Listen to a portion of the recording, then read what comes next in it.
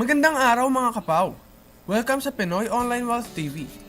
Sa videong ito ay aalamin natin ang ilang paraan upang kumita online kung may sarili kang website. So, simulan na natin! Una ay ang paggagawa ng online store. Kung may mga produkto ka na maaaring ibenta at gusto mong palawakin ang abot ng iyong negosyo, makabubuting gumawa nito. Ang mga electronic items tulad ng e-book ay maaari mong ibenta online.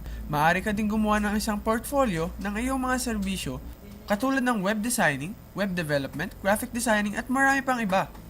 Maaari ka rin maging isang online blogger.